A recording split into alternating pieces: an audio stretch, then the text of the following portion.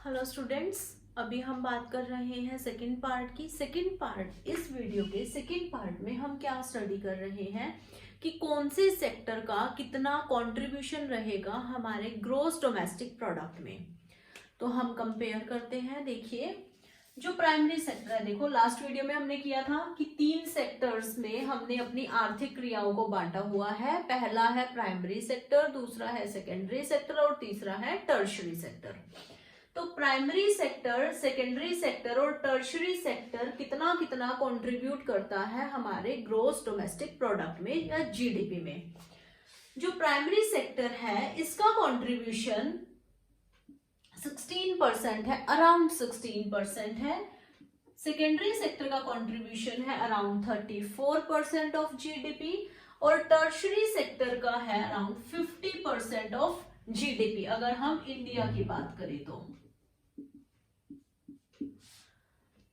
लेकिन अब हमें ये बताना है कि स्ट्रक्चरल शिफ्ट कैसे हुआ है, बदलाव कैसे आया है या परिवर्तन कैसे आया है। तो इंडिया को, ये हमारी फिगर्स है 2019 की।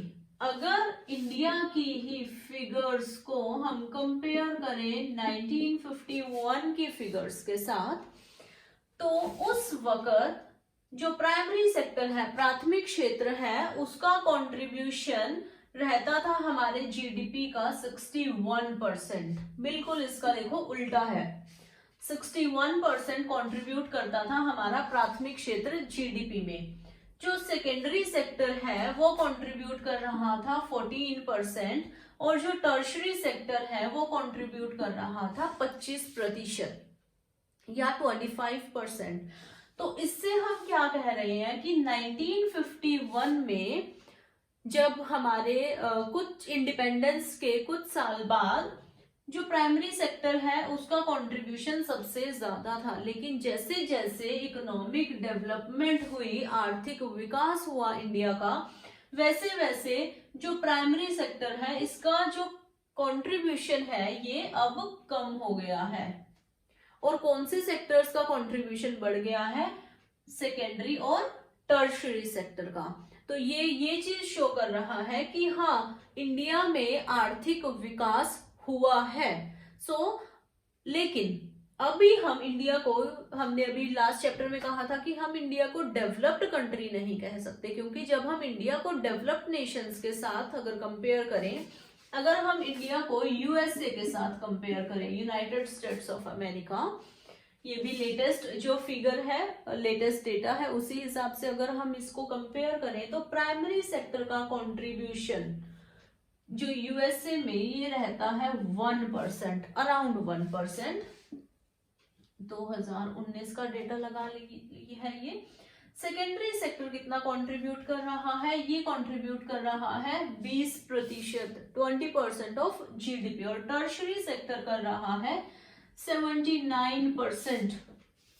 सो अब आप ये देखिए कि स्ट्रक्चरल शिफ्ट तो आया है। इंडिया ने इंडिपेंडेंस के बाद डेवलपमेंट हुई है तो हमारा प्राइमरी सेक्टर का शेयर कम हुआ है और सेकेंडरी और टर्शरी सेक्टर का शेयर ज्यादा हुआ है जीडीपी में। लेकिन अगर हम इसको कंपेयर करें हमारी जो डेवलप्ड नेशन है, विकसित देश है, उनके साथ, तो वहां तक पहुंचने के लिए अभी भी हमें अपने प्राइमरी सेक्टर या एग्रीकल्चरल सेक्टर को डेवलप करने की जरूरत है। हमारे सेकेंडरी सेक्टर और हमारे जो सेवा का क्षेत्र है इनको भी डेवलप करने की अभी और ज्यादा जरूरत है। क्योंकि यूएसए में देखो, सिर्फ एग्रीकल्चरल सेक्टर कितना कंट्रीब्यूट कर रहा है? सिर्फ 1% ऑफ जीडीपी। और सबसे ज्यादा कौन सा सेक्टर कंट्रीब्यूट करेगा? जो हमारा टर्शरी सेक्टर है वो कंट्रीब्यूट करेगा। नेक्स्ट हम देखते हैं कि जनसंख्या का जो व्यावसायिक ढांचा है उसमें क्या परिवर्तन आया है इकोनॉमिक डेवलपमेंट होने की वजह से। तो इंडिया की ही हम बात कर रहे हैं।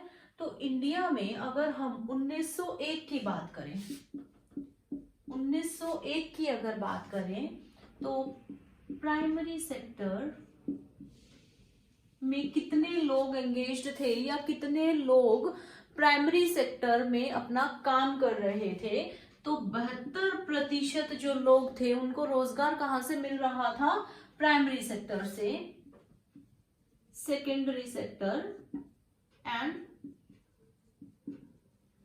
Tertiary sector. तो जो सेकेंडरी सेक्टर है वहां पर कितने लोग काम कर रहे थे, सिर्फ 13% ऑफ द पॉपुलेशन, और जो टर्शरी सेक्टर है या जो सेवा क्षेत्र है वहां पर 15% ऑफ पॉपुलेशन है वो एंगेज्ड थी। मतलब इनको रोजगार कहाँ से मिल रहा, 72% मेजोरिटी ऑफ पॉपुलेशन को कहाँ से रोजगार मिल रहा था, जो हमारा प्राथमिक क्षेत्र है वहां से। लेकिन अगर हम 2019 की बात करें तो प्राइमरी सेक्टर में जो लोग हैं कितने एंगेज है, अब 41% लोग प्राइमरी सेक्टर में एंगेज्ड है। मतलब ये लोग अपना जो व्यवसाय है या जो अपना काम है वो एग्रीकल्चरल एरियाज में कर रहे हैं।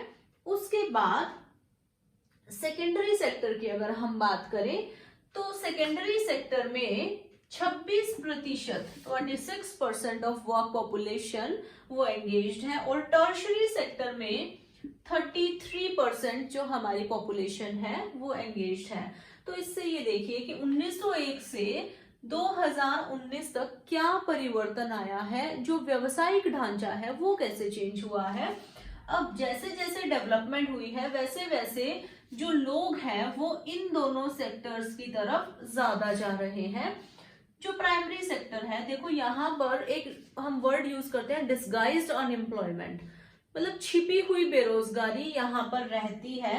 तो वो बेरोजगारी ऐसी है कि हम मान लो एक लैंड है, एक जमीन है, यहाँ पर 5 वर्कर्स काम कर सकते हैं, 5 वर्कर्स ढंग से काम कर सकते हैं, लेकिन यहाँ पर 5 की बजाय 10 वर्कर्स लगे हुए हैं। अब दिख तो रहा है कि वो काम कर रहे हैं, लेकिन उनकी जो प्रोडक्टिविटी है, जो उत्पादकता है वो कम है। सो ऐसे केस में हम बोलते हैं डिस्गाइज्ड अनएम्प्लॉयमेंट, जो छिपी हुई बेरोजगारी है। तो वो कम कैसे होगी, जब ये लोग रोजगार इन दोनों सेक्टर्स में जाएंगे। अब देखो यहाँ पे शिफ्ट हुआ है, पहले 13% लोग ही जो हमारा सेकेंडरी सेक्टर है वहां पर एम्प्लॉयड थे, अब ज्यादा हुए हैं, ऑलमोस्ट डबल हो गए हैं।